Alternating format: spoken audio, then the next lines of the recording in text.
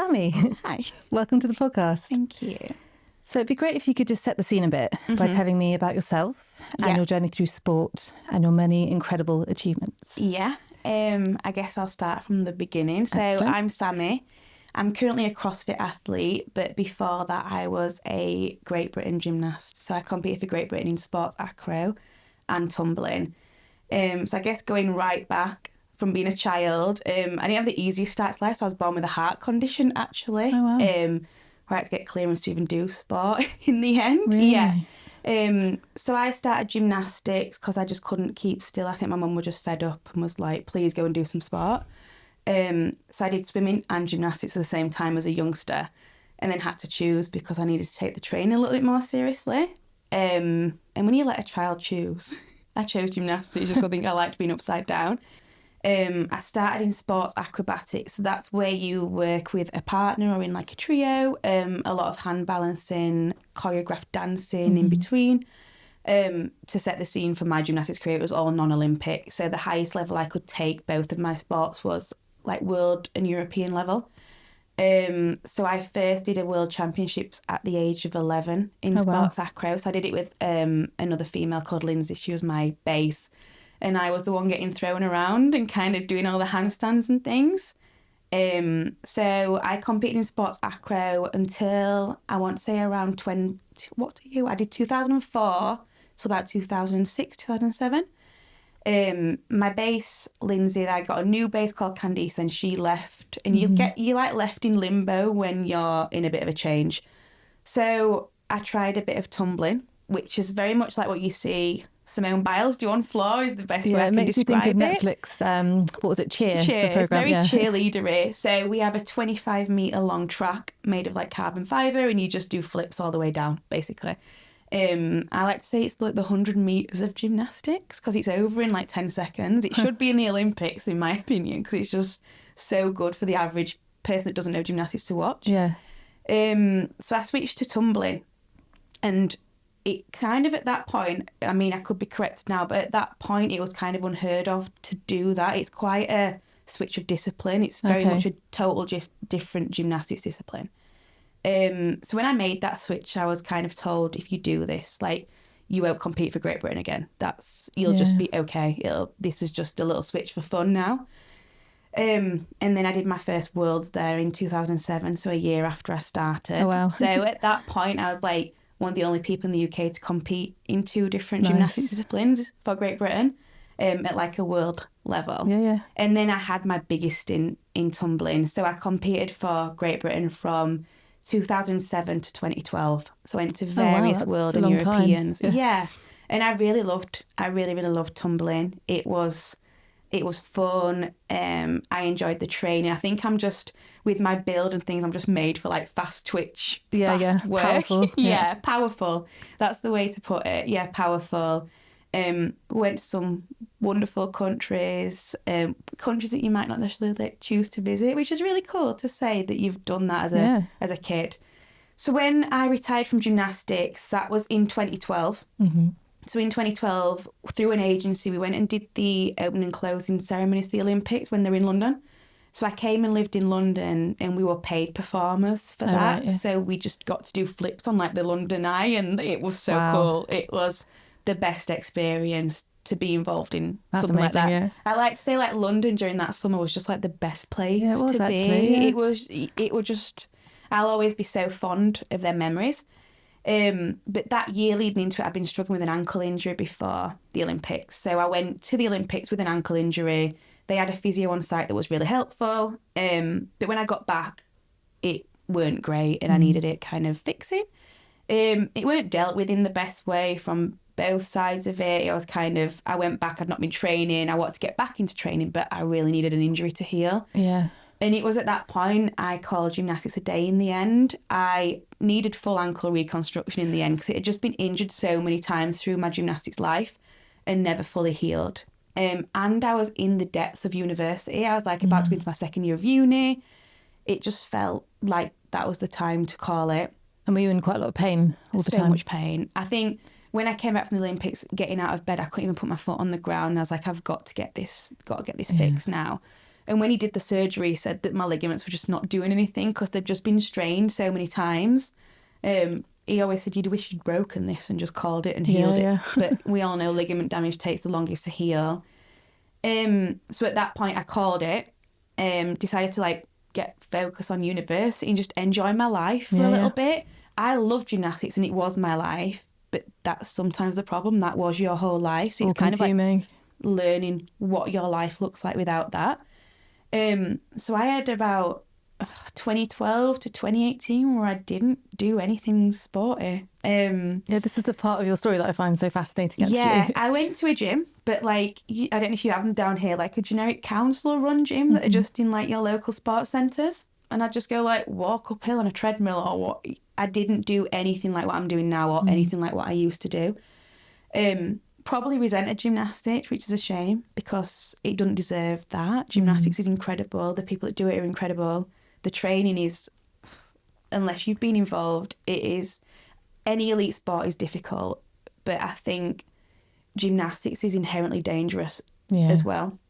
So to be able to train and be in the right headspace to do that day in, day out is really incredible. It'd actually be great if you could maybe tell me a bit more about what it takes to be a gymnast in that lifestyle. Think you are very aware that bad things could happen. And I've had I've not had a lot of injuries, but I've done things where I've like took it to my head or, you know, and you're like, oh my God, that could be so much worse.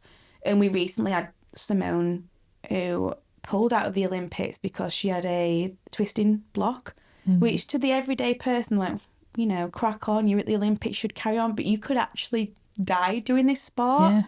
And me and many others in gymnastics have had that feeling of a block where you're lost in the air, where you do not know. Could you explain to me a bit more what you mean about a block? So it's kind of like your body knows what to do, but your head's not going to let you, or vice versa. Oh, really? So you'll like set up to maybe twist, but your body's resisting that because you're just completely blocked into what you should be doing. You're not connecting right between your mind and your body.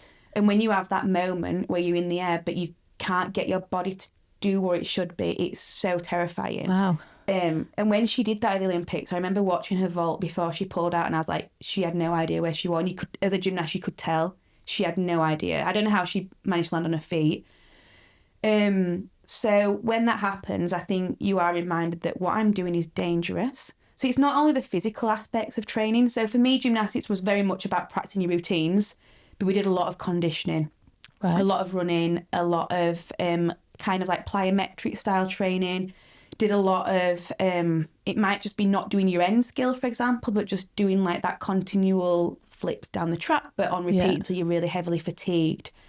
A lot of weight management is in gymnastics. Back in the day, I got told I had to be 28 kilo, which when you think about what that is, that is so small. And I was small. I am small. And I remember it being very difficult. And what age were you at when that weight management stuff kind of started coming in properly? 10 years old, 11 years old. Yeah. I was weighed every single day. Maybe more than once a day. And so weight's an issue at 10 years old in this elite sport that you're trying to do. That's it's too much. And I understand someone's trying to balance you and it's important. And there are aspects of sports where weight is really important. And I'll never negate that it doesn't need to be that way. You know, like weightlifting, it wouldn't be fair if somebody was competing against somebody completely different weight. It makes complete sense. But it was almost always used as a reason for performance issues sometimes. You know, if something didn't go wrong, it's because you're heavy. Or jump straight to that excuse of weight. Yeah. I always say that I struggle with running because of running was a punishment for me as a gymnast for being heavy. So if I was weighed and I was not the weight they wanted me to be, they'd send me out running. God. Yeah, we'd wear like sweatsuits and then weighed just again. Seems ridiculous in this day and age, doesn't it? I don't think it happens now. No, hopefully not anymore. Not. But like, I have to work really hard mentally to be like, you're not running because it's a punishment. You're running because it's going to make you better at CrossFit. Like, that is the reason you're running. But I think that's hard, like detachment. But I worked really hard on my running last year, and I finally got to that place where I could just go out for a run and enjoy it. So I'm excited to get that back. So yeah, I was weighed a lot. I remember me and a lot of other girls before we were going to get weighed, because we'd always get weighed at the end of the session. There was like a little book that all our weights was written down in, and so we'd all like run to the toilet. And like, I used to remember taking my earrings out in case they were like 0.1 of a kilogram. God, I don't think they are, by the way. But yeah, I used to dread getting weighed, and I think it carried on for me in tumbling as well. Again, it was almost used as a reason. And there will have been times that I was more, I don't want to use the word out of shape, but not as in shape as I were. But I think you're also becoming a woman during that time, and your body changes and things change, and you are going to naturally gain weight. I mean, 28 kilo to stay at that weight is maybe possible for a couple of months. It's ridiculous, yeah. And I understand why it was important when I'm being thrown around and balanced. But yeah, weight was humongous. I think training gymnastics is very much your physical body and what it can do, and physically training and conditioning, but actually how mentally strong you can be to do that day in, day out. And to know that you're doing a sport where it is inherently dangerous. Yeah. And then also, I heard in another podcast that you did that you're also not eating very much. You're training extremely hard. Very much, so that on top of the danger as well is recipe for disaster. Like, because I got to the CrossFit part now, but if I know now about fueling my body, if I knew then what I know now about fueling my body, I feel like I'd have been a better gymnast. I don't know if that would be true, but I remember having a nutritionist come in to speak to us as a gymnast. I was very young at the time, and they told us we should be drinking electrolytes, water. They said 2 litres a day in your training, because we were training for 4 hours. So I used to train like 5 till 9 p.m. Sometimes I'd train on a morning before school. So that's 2 sessions in a day. And this is all while you're like preteen. Yeah, like my coach used to take me to primary school. Wow. Like, yeah. I'd train, and to be all through my life, my schools, my colleges were so supportive. They'd give me like authorised absences for competitions. They supported with funding when they could. I was allowed to start school later to train. Things like I was always the oddball for doing so. But yeah, you are. Kids are like, why do you get to come in late? You're doing something fun. I'm like, well, kind of, but I'm also like training really hard. Not eating a lot is a big thing. It's quite scary now to think back that we didn't eat a lot. When we went to competitions, we'd get our suitcases searched for food and took off us if we had anything bad in there. Yeah. And you just thought that was all normal and part of it. Yeah, I remember trying to take some, like little Chupa Chup lollipops, because they were like a sugar rush for me with that sugar, and I got them off, and I was like, oh no. I think I tried to hide them with like my socks or something. And again, I was so young. Yeah. And like when I speak about it now, especially with my family, they're like, how did we all just think that was normal? Because they find it quite difficult. They're like, why didn't we do anything? I'm like, because that was the condition. Well, back in those days, things like that were considered normal. No one really thought about it twice, did they? No, and I wanted to make it to the top level in my sport, and sometimes you do that by abiding by the rules and you know you have to make certain sacrifices, don't you? You do, and I'll never sit here and be like, I was treated so bad, because there are aspects that could have been done better, but I also got to see the world, and I competed for my country, and you know, sport isn't just about the sport, it's what you take with you after sport, like the discipline, being able to take criticism. They're all things that I need now in my job, which has nothing to do with sport. That's what I was going to ask you about as well. Like, obviously there were some difficult times in gymnastics, but there must have been some really important life lessons that you took from it as well, that you're talking about now. And like being friends with people all over the world, there's still people now that I speak to that I met as a gymnast. They live in like Canada or they live in the US, and knowing that you build that little support network up, that's great. And I actually had a lot of success. I won a world championships when I was 17 in Russia. I had amazing success as well, and I'll never not be grateful for that. Like, especially grateful to my parents that they allowed me to do that with the money, because we paid for everything. It was it's non-Olympics, it's not very heavily funded. We got a little bit of like lottery funding, and a bit of extra money comes into when you're a senior gymnast, but my mum and dad paid to come to all these places with me. They paid for my Great Britain tracksuit so I could go and do the sport I love. I can't believe they had to pay for the Great Britain tracksuit. Leotards, oh my God, if you ask my dad now about leotards, like, do you remember we spent £1,000 on like 3 leotards? I'm like, yeah. But to me, I was just like, I want a sparkly leotard. Oh, bless them. And they did whatever it took for you to live out your gymnastics dream. And they'd come and watch me, and they'd come and they'd support me, and I'd hear them in the crowd. And I mean, I don't have children, but it gets me quite emotional to think the sacrifices they made for me. Massive. It's huge. And I think you don't appreciate that in your teens. No, it's something that I appreciate now in my 30s, because like I said, I'm not a mum yet, but just knowing that how much that I'd have took from their normal life, not just financially, but their time, like taking time off work, everything, to come and watch me. And worrying about you. Worrying about and me. And living through all the emotions with you. Yeah. And I remember my dad saying when I used to compete in tumbling, he'd like turn away because he couldn't watch. He didn't want me to get hurt. And I kind of I'm not get surprised, it. But I like, and as an adult now, I really appreciate everything they did for me. And I do feel like sport teaches you so much. And I think we had a chat earlier about that competitiveness, that I'm never going to lose that no matter what, whether I'm playing like bloody volleyball in a swimming pool on holiday or I'm actually like in a CrossFit competition now. But it's just a part of who you are. And that actually brings me on nicely to maybe talk a little bit about the gap in between when you left gymnastics and then sort of trying to find a purpose again, because you didn't really have your new sport yet.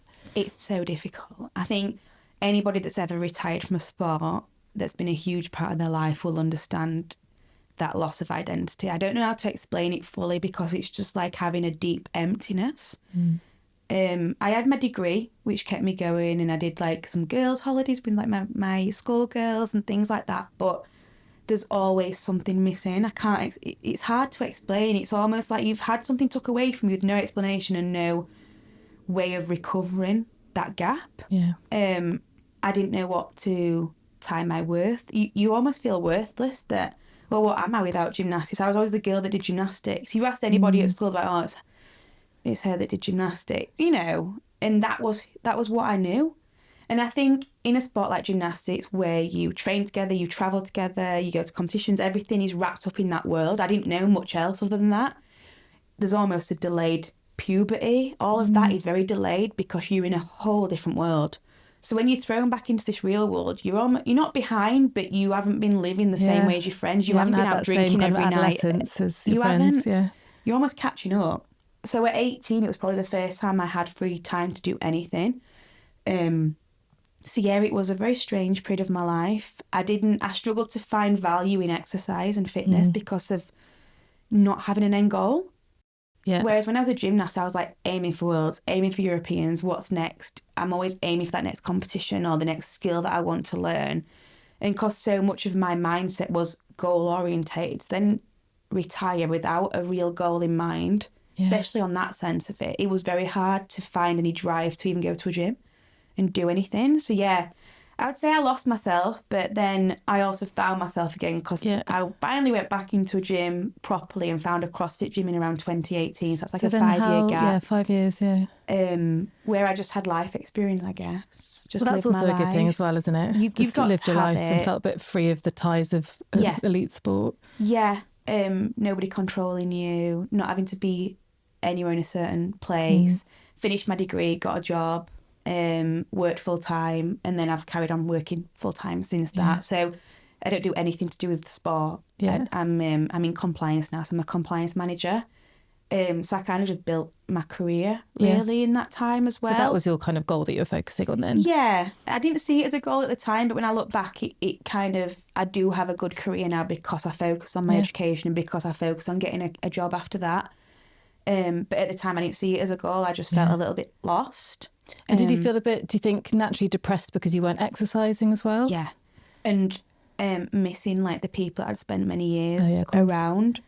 But yeah, I do think that time away was hard. When I look back, I feel like a bit like that, it just goes in the blink of an eye. I can't believe it was that many years without me doing some kind of sport.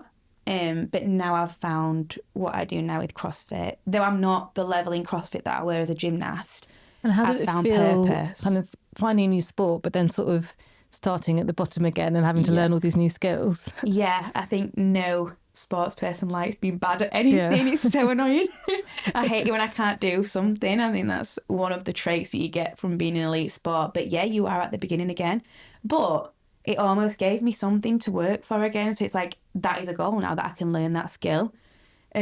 Gymnastics, the type of gymnastics I did has led into weightlifting and kind of the handstands in CrossFit so well. Oh yeah, of course. Like it was so transferable. That's interesting you say, though, actually gymnastics translate into the weightlifting aspect specifically. I wouldn't have actually thought that, because I would have thought obviously the gymnastics part of CrossFit, but lifting of heavy barbell, you think that translates? It's really transferable. So I know British Weightlifting do a talent transfer programme. Okay. And I know a lot of gymnasts do turn to weightlifting. I think it's the mobility. Oh yeah. I think if you've got stability in those kind of positions, which you would have as a gymnast because you've built strength in very specific parts of your body, it lends really, really well. Oh, nice. You see, so I'm quite stable. Like my overhead position is amazing because I've and that sounds really big-headed, but I've done a lot of stuff of like balancing my body weight and things. But the gymnastics in CrossFit, other than the handstand walking, which I think I'm faster on my hands than actually running, but I'm a really bad runner, so maybe that doesn't say much. The rig was a whole new ball game. I've also got great spatial awareness of my body. Gymnastics has given me that.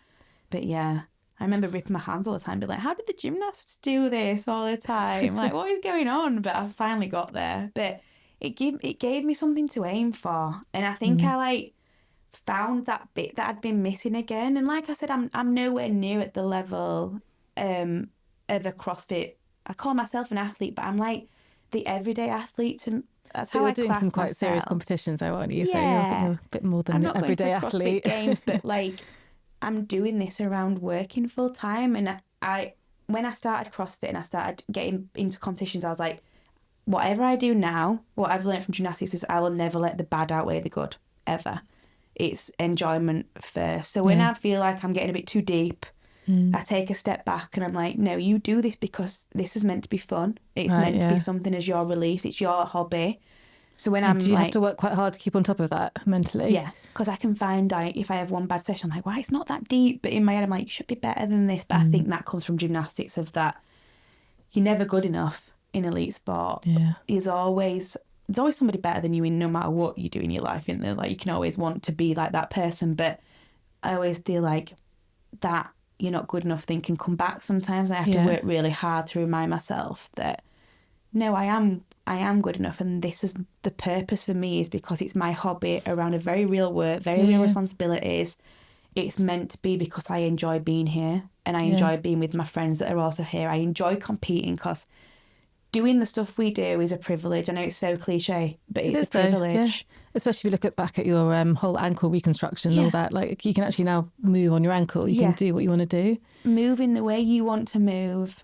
Knowing that you can push your body to limits is a privilege. There's people in positions that they wish they could do things like that. Exactly. So I try and always come back and remind myself that actually I've got a choice, first of all, to do this.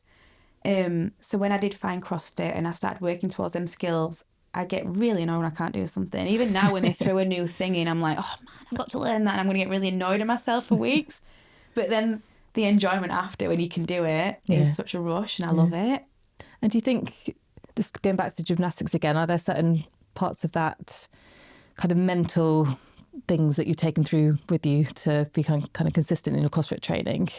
And how you approach it? There is, actually, because I feel like with gymnastics, like with CrossFit, stuff doesn't happen overnight. It's the everyday things that you turn up and do on repeat. I think we live in a world now where everyone just wants a quick fix to do anything, and that's not reality of life or sport. You know, with gymnastics, I remember how long it took me to be able to do a certain skill I'd been working towards, and then how much longer it took me to actually compete that skill. So when I'm getting disheartened in CrossFit, I remember that actually things don't happen overnight. It's the boring stuff that adds up. And it's not necessarily the boring things. I don't like the word boring because they're not boring, but they're repetitive. But they're the things that matter. So when I feel, and what I did learn from gymnastics that I always remind myself, is that it's normal to have no progress at all for a while. I think when you start a new sport, you can feel like you just got to be going on this upwards traction all the time, and it's not reality. There'll be huge dips in that where actually you've lost strength, you've lost fitness. So in gymnastics, I could do a skill one day and then not be able to do it for 2.5 weeks, or even a month or 2 months. I could compete it 1 year and then not be great the year after at it. So I do like to remind myself that is normal. You can't be on this continual upwards traction the whole time. It's not reality. That's like saying in life you're just going to keep earning money forever and never ever spend it. You know, it's not the way it works. So I think for me, it's the steady progress over time that I learned from gymnastics, and mentally accepting that dips in your training is very normal. Or in competition. I did a competition this year where I just weren't in a great mental headspace in my personal life. And that really bled into the competition, where I were feeling quite panicked and like, I can't do any of this. And deep down I knew I could, but on like that outer, in my head, I was like, I can't do any. I shouldn't go out there with all these people. These people are so much better than me. And when you let that bleed in, that's when it affects you. And I had to take a big step back after that. I was like, look, it's not that deep. You want to get the enjoyment back. And I did do that. So I just competed in Marbella, and my one aim for that competition was to have fun and enjoy being out on that floor, which I did. So that was a 2-month gap of that really not so nice competition to that one. And that was just trying to change my mentality that, you know, if not me, who? I can do this kind of stuff. And there's only me that knows what I should be able to do now based on my current life and what's going on. I'm not letting anybody down. But when you're so caught up in it, you do feel like you are letting people down. It's just crazy. It sounds like you had external pressures that were affecting the way you felt in that moment. Yeah. But then you recognised that the reason was because they are external pressures. Yeah. And trying to like separate that seems to be quite a skill. Yeah. And I think that's, again, something in gymnastics, because as always, I was trying to do gymnastics around college and getting qualifications. And I was a coach at the time as well. So I coached gymnastics as well as competed. And anyone has always got external pressures, no matter what job you do, no matter whether you're a full-time CrossFit athlete. Well, their pressure is that that's their job now. You know, I can say it's hard because I work full-time then train. Well, it's hard for them because that's their everything. So external pressures, it's knowing that they're normal and knowing that. So for that competition, I knew it's not because I couldn't do a toes to bar. It's because I had so much mental pressure in my personal life bleeding in of this, making me feel like I couldn't do something. Yeah. But separating that is a skill that you probably learn over time by being in sport. I mean, yeah, that's a really hard thing to do, isn't it? And you still, sometimes I don't. I'm just like, I'm crap, I can't do this. And then I have to be like, the next day I'm like, okay, maybe I was a bit dramatic. It's not that bad. But yeah, I think it's normal. And I'll openly say it's something I'm still working on. I'm very much, I think from gymnastics, that feeling of not being good enough has transferred into my adult life. Because I never felt good enough, light enough, small enough.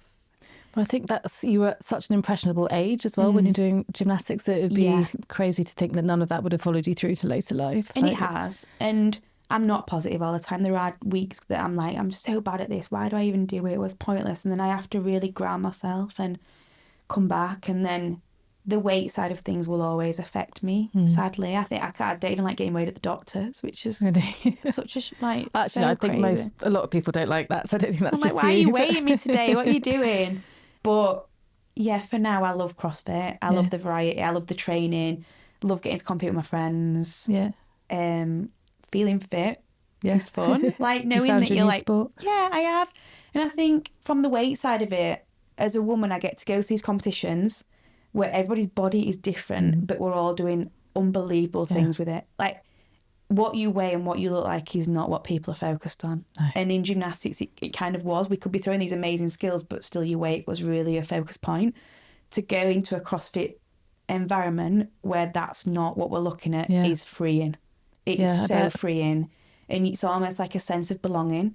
Even when I go and just watch competition, I'm like, you know what? This is where I belong. This is right. I never being look proud of walking around was like really muscly and looking like so fit. Yeah, I love to see it, especially like the girls. I think I follow like 90% girls on Instagram that I just love to watch do amazing things. And I think as a woman that's been involved in a sport that didn't give me that freeing sense, to now find CrossFit, it is amazing. Yeah, I bet. It's really amazing.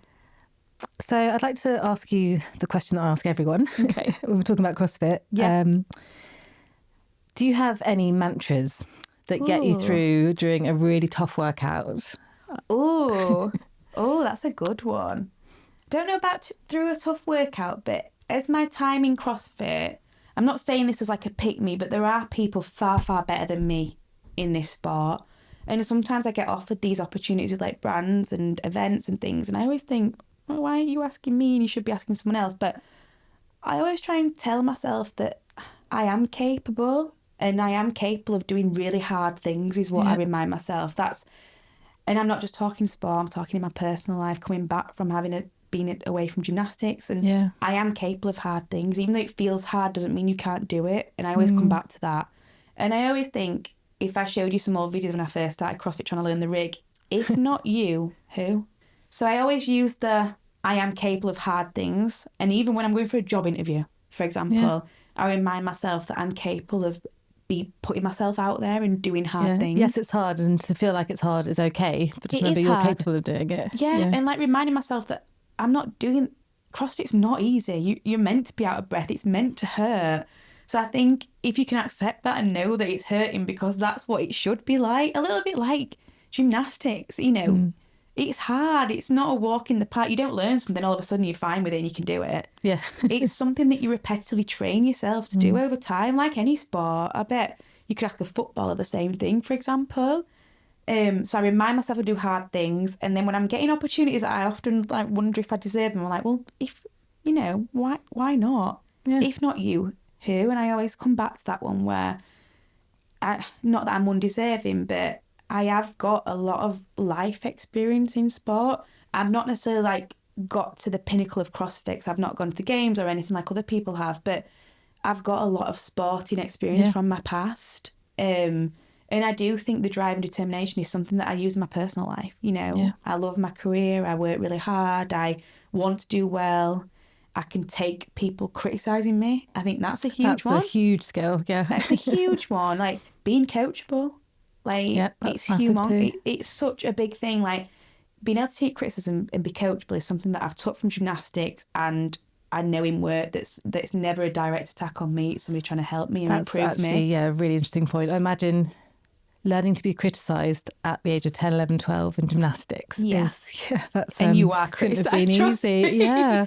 And you are, and I don't know I'm learning that at the time. It's only something I acknowledge now as an adult that I have learned that. I think back then I remember crying all the time. You're sensitive, aren't you, as a child as well?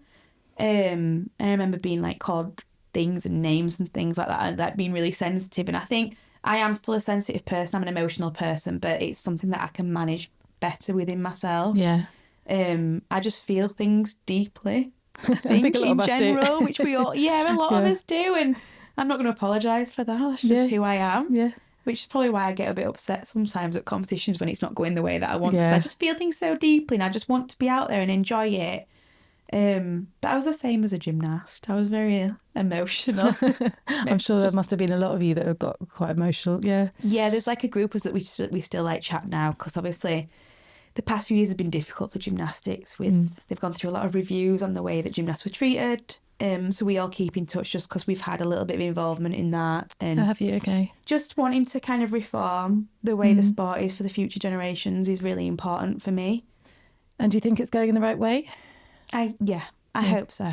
Yeah. I feel like, I mean, when I did gymnastics, Instagram, social media weren't really a thing. I think I've got to look back at some old camcorder videos to look at my gymnastics, and I'm not saying that I'm old, but I weren't uploading anything as a reel on Instagram of my cool. I say if I could ever go back and do it, I just want to do it for one day and get some nice videos of it, because it was actually cool, but I don't think you can as much now. There's so much in the public eye. I think it's very easy for someone to snapshot what they've seen at a training session or a competition and put it up online. And then it goes viral. That's it. Back then it weren't like that. I mean, when I trained, like, parents weren't allowed to watch training, anything like that. Really? Yeah. That's surprising, actually. Well, I guess they didn't want their kids to get distracted. I think that's the main reason. Yeah. And you can sometimes maybe have parents that are too involved when actually it's the coach that should be doing the coaching, not the parents. So we're beginning to run out of time. I can't believe how fast that's gone. So fast. But I did want to ask you, sort of just to wrap up the conversation, what advice would you give now to any athlete who's maybe transitioning out of an elite sport or something that, maybe not elite, but something that they need to move on from? Yeah. What advice would you give them to sort of avoid that feeling of loss of identity and loss of purpose? That your worth is not attached to one specific thing. You're not more worthy or less worthy because you do a sport. I think I spent a long time questioning my worth because I was no longer a gymnast. But actually, there is so much more out there for you. I can't even begin to explain it. That your worth is not attached to a job or to your financial status or to the sport that you do. It's attached to who you are as a human being and how you treat others. And there is opportunity out there if you're willing. I think it's really easy to get caught up of, I mean, I don't want to call it depressed, but I was definitely in a depressive episode during that time. But actually, if you focus on who you are as a person and what values you align with and what makes you passionate about what you want to do, it could be that you want to write a book, it could be anything. You don't have to do sport. Like, I've gone and found another sport because that's the way I want to be. But I know now my worth is not CrossFit. It's something I've learned. I am just who I am, and I enjoy doing CrossFit. So I think knowing that there's so much more out there. If someone could have sat me down in 2018 and said, there's so much more to life than gymnastics. I probably needed that. Yeah. I think there is a severe lack of support for athletes coming out of sport. I think it's a real gap in maybe like mental well-being help. I don't think it's treated as seriously as it should be, because you live and breathe that sport, that when it's gone you feel an emptiness. So if someone could have sat me down and actually like helped me make that detachment sooner, that I'm not that human being because of gymnastics and because of how I've been raised by my parents, and I had so much going for me, but I couldn't see that. And being around good people is one thing for me. If I didn't have my friends and my family, I think just be around people as much as you can and you'll find what you're looking for. I don't think you can take for granted how important it is just to talk to other people about what you're going through. I know it's a stigma, isn't it, that we can't talk about it, but the more that you can find your crowd and you can find comfort in telling others how you're feeling, the more you'll heal from it. Because it is a healing process.